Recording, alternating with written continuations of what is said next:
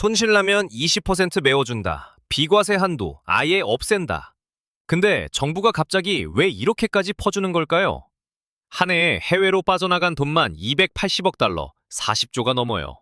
지금까지 쌓인 해외 보관액은 230조를 넘겼고요. 부동산이랑 예금에만 묶여있는 가계자산 비중은 주요국 중 최고 수준이에요. 정부 입장에서 보면 국내 주식시장에 돈이 안 도는 게 진짜 문제인 거죠. 돈의 흐름을 따라가 보면 ISA 개편은 혜택이 아니라 미끼에 가까워요. 근데 이 미끼 잘만 쓰면 진짜 돈이 되거든요. 아무도 안 알려주는 건보를 폭탄까지 다 정리해드릴 테니까 끝까지 들어보세요. 지금 한국 주식시장에서 벌어지고 있는 일을 숫자 하나로 보여드릴게요. 2025년 한 해 동안 서학개미들이 해외 주식을 사들인 순매수 금액 280억 달러예요. 그 전년도가 101억 달러였거든요. 딱 한 해 만에 3배가 뛴 겁니다. 돈의 이동 속도가 점점 빨라지고 있는 거죠.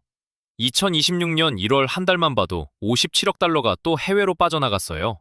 그러면 지금까지 쌓인 규모는 얼마나 될까요? 한국인이 해외에 갖고 있는 주식 보관액이 약 1723억 달러예요. 한국 돈으로 치면 230조 원이 넘습니다. 이 어마어마한 돈이 전부 한국 시장이 아니라 해외로 흘러가고 있는 거예요. 왜 이런 일이 벌어졌냐고요? 솔직히 이유는 단순하죠. 미국 주식이 더 잘 올랐으니까요. S&P 500이 사상 최고가를 갈아치우던 동안 코스피는 한동안 박스피라는 말이 나올 정도로 제자리였잖아요. 그때 빠져나간 돈이 지금도 돌아오지 않고 있는 거죠. 같은 돈을 넣어도 미국이 훨씬 많이 불어나는데 굳이 국내에 남아있을 이유가 없었던 거예요. 투자자 입장에서는 너무나 당연한 선택이었습니다. 수익률이 좋은 대로 돈이 가는 건 자연스러운 흐름이니까요. 근데 문제가 이것만이 아니에요. 해외로 돈이 빠져나가는 것도 심각한데 국내에 남아있는 돈의 구조를 들여다보면 이것도 답답해집니다. 한국 사람들의 전체 자산을 쪼개보면 부동산 같은 비금융 자산이 64.5%를 차지하고 있어요. 자산의 거의 3분의 2가 땅이랑 건물에 묶여 있는 거죠. 미국은 이 비중이 32%밖에 안 돼요. 일본도 36.4%에 불과합니다. 주요 선진국이랑 비교하면 한국이 압도적으로 높은 거예요. 그러면 나머지 금융자산은 어디에 들어가 있을까요? 현금이랑 예금의 46.3%가 그냥 장들어 있어요. 주식이나 채권 같은 투자 자산은 고작 24%에 불과하죠. 이게 선진국 평균의 절반도 안 되는 수준이에요. 국내 투자 자산 비중이 24%밖에 안 된다는 건 그만큼 자본시장에 돈이 안 들어오고 있다는 뜻입니다. 한번 정리해 볼게요. 밖으로는 280억 달러 규모의 투자금이 해외로 쏟아지고 있고요. 안에서는 자산의 64.5%가 부동산에 박혀 있고 금융자산마저 절반 가까이가 예금 통장에 잠들어 있는 겁니다. 국내 주식시장으로 들어올 돈이 없는 거예요. 쉽게 비유하면 이런 겁니다. 몸에 피가 돌아야 건강한 건데 혈관에 피가 안 도는 상태인 거죠. 주식시장이 혈관이고 투자자금이 피라고 생각해보세요. 밖으로는 해외로 피가 빠져나가고 안에서는 부동산이랑 예금이라는 근육에 피가 전부 몰려있는 겁니다. 정상적인 순환이 멈춰버린 거죠. 정부 입장에서 보면 이건 진짜 비상이에요. 국내 자본시장에 돈이 안 돌면 기업들이 자금을 조달하기 어려워지잖아요. 새로운 사업을 벌이고 싶어도 투자받을 곳이 마땅치 않은 거죠. 코스피가 늘 저평가를 받는 코리아 디스카운트 문제도 결국 여기서 시작돼요. 시장에 돈이 없으니까 제대로 된 가치를 인정받지 못하는 겁니다. 정부로서는 이 흐름을 바꿀 장치가 절실했던 거예요.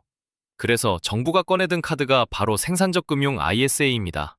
근데 이 카드 혜택이 좀 비정상적이에요. 그래서 정부가 꺼내든 카드 하나씩 뜯어볼게요. 먼저 지금 있는 ISA부터. 비과세 한도가 확 올라갔어요. 일반형 기준 200만 원에서 500만 원으로, 서민형은 400만 원에서 1000만 원으로 2배 넘게 뛰었습니다. 비과세 한도를 넘는 수익이 나더라도 다른 소득이랑 합치지 않고 따로 9.9%만 세금을 매기거든요. 종합소득세 최고세율이 45%까지 올라가는 거랑 비교하면 차이가 엄청나죠. 여기에 연간 납입 한도도 2천만 원에서 4천만 원으로 2배, 누적으로 넣을 수 있는 돈도 1억에서 2억으로 올랐어요. 이건 2026년 1월부터 이미 시행 중입니다. 확정된 거예요. 근데 여기서 끝이 아니에요. 정부가 아예 새로운 ISA를 2개나 더 만들었거든요. 첫 번째가 국민성장 ISA. 이건 나이 제한도 없고 소득 제한도 없어요. 누구나 가입할 수 있습니다. 비과세 한도를 기존보다 대폭 키우거나 아예 없애는 방향으로 가고 있다는 얘기가 나와요. 비과세 한도가 사라진다면요? 수익 전액을 세금 없이 가져갈 수 있다는 뜻이죠. 두 번째는 청년형 ISA. 만 19세에서 34세, 총급여 7,500만 원 이하면 가입할 수 있는데 이게 좀 파격입니다. 납입금의 최대 40%를 소득공제해줘요. 2천만 원 넣으면 800만 원을 소득에서 빼주는 거예요. 연봉 5천만 원인 직장인이면 세율 구간에 따라 100만 원 넘게 돌려받을 수 있어요. 연말정산 때 이 정도면 꽤 체감되는 금액이죠.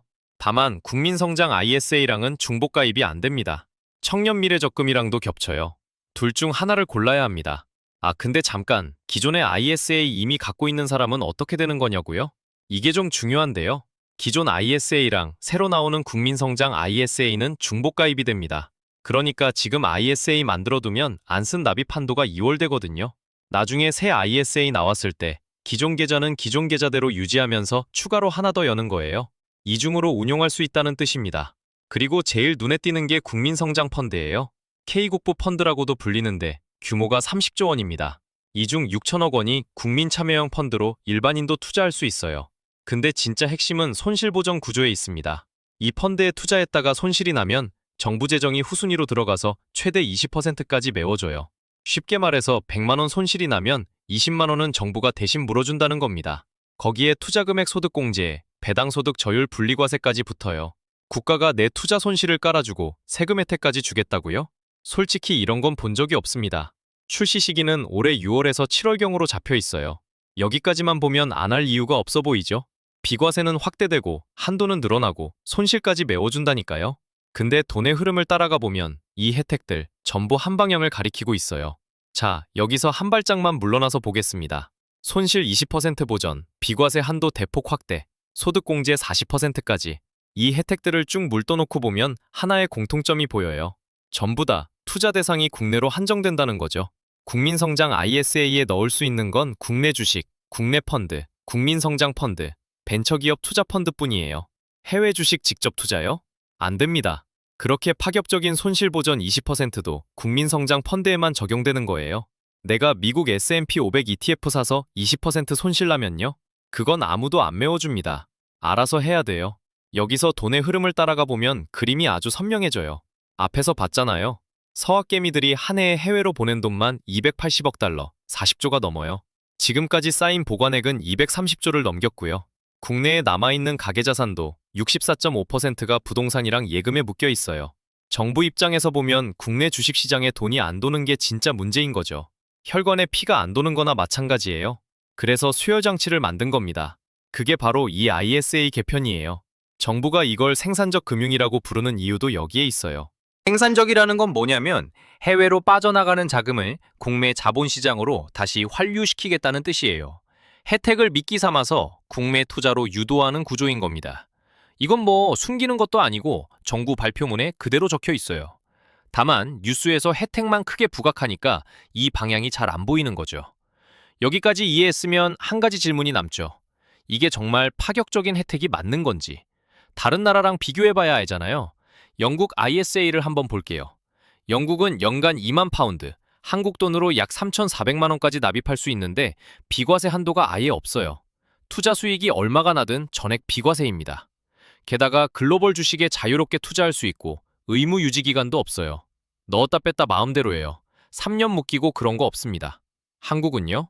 비과세 한도를 확대한다고 하지만 아직 상한선이 존재하고 투자는 국내만 가능하고 3년 동안 묶여요. 비유하자면 놀이공원 입장권이 파격 할인이긴 한데 탈 수 있는 놀이기구가 전부 국내산뿐인 거예요. 영국 놀이공원은 정가를 내더라도 세계 어디든 탈 수 있는데 말이죠. 결국 이건 트레이드오프예요. 혜택의 대가로 투자의 자유가 제한되는 구조죠. 정부 입장에서는 그게 목적이니까요. 국내 자본시장에 돈을 모아두는 게 이 설계의 핵심이에요. 공짜로 퍼주는 게 아니라 돈이 흘러가는 방향을 정해주는 겁니다. 아, 이게 공짜가 아니었구나. 여기까지 따라왔으면 그 감이 확실히 잡힐 거예요. 혜택이 클수록 그 뒤에 붙는 조건도 크다는 거죠. 근데 이게 끝이 아니에요. 정부가 진짜 말 안 하는 게 하나 더 있거든요. 자, 여기서부터 진짜 중요합니다. 세상에 공짜 밥은 없어요. 혜택의 크기만큼 조건이 따라붙는 거죠. 첫 번째 함정. 앞에서 투자 대상이 국내로 한정된다고 했잖아요. 그러면 기존 ISA에서 해외 ETF 사면 되는 거 아니냐고요? 여기도 함정이 있어요. 2025년부터 ISA 계좌 안에서 해외 ETF 배당 소득을 받으면 현지에서 원천징수세 15%를 먼저 떼갑니다. 예전에는 ISA 안에선 비과세였는데 이제는 수익이 생기는 순간 그 나라에서 미리 세금을 가져가는 거예요. ISA 넣어놓고도 해외 투자하면 절세 효과가 확 줄어드는 구조인 거죠. 두 번째 함정. 이게 진짜 무서운 건데 건강보험료 폭탄이에요. ISA 만기돼서 돈을 꺼내면 그게 분리과세 금융소득으로 잡히거든요. 이 금액이 연 1,000만 원을 넘으면 지금 가족 건강보험에 얹혀있는 사람은 피부양자 자격이 박탈될 수 있어요. 가족보험에서 빠져나가서 보험료를 따로 내야 하는 거예요. 직장 다니는 사람도 안심 못합니다. 금융소득이 2천만 원을 넘으면 초과분의 7.09%가 건강보험료로 추가 부과돼요. 지역건강보험 가입자는 더 민감해요. 분리과세 소득도 건보료 산정 소득에 합산될 수 있거든요. 비과세로 아낀 세금보다 건보료가 더 나올 수도 있는 거죠. 수백만 원 절세했다고 좋아했는데 건보료로 그 이상 나가는 상황. 실제로 일어날 수 있는 얘기예요. 자, 이쯤 되면 ISA 안 하는 게 맞는 거 아니냐고요? 잠깐요. 이 함정을 피하는 방법이 있어요. 그 전에 나머지 두 가지도 알아둬야 해요. 세 번째 함정, 미확정 리스크예요. 비과세 한도 폐지, 분리과세율 5에서 9%로 인하. 이런 핵심 혜택들이 사실 아직 세법 개정안이 국회를 통과하기 전이에요. 확정된 게 아닙니다. 지금 나와 있는 건 정부 발표 방향일 뿐이에요. 국회에서 깎이거나 빠지거나 할 수 있어요. 확정된 건 기존 ISA 비과세 한도 확대, 일반형 200만에서 500만, 서민형 400만에서 1000만으로 올라간 겁니다. 이건 2026년 1월부터 이미 시행 중이니까 이것만 확실해요. 네 번째 함정, 3년 의무유지 기간이에요. 영국 ISA는 의무기간이 없거든요. 넣었다 뺐다 자유예요. 수익이 나면 바로 꺼내 써도 비과세 혜택 그대로 유지됩니다. 근데 한국 ISA는 3년을 묶어둬야 해요. 중간에 빼면 비과세 혜택이 전부 날아갑니다. 3년이면 짧지 않은 시간이잖아요. 그 사이에 급하게 돈 쓸 일이 생겨도 손대면 안 되는 거죠.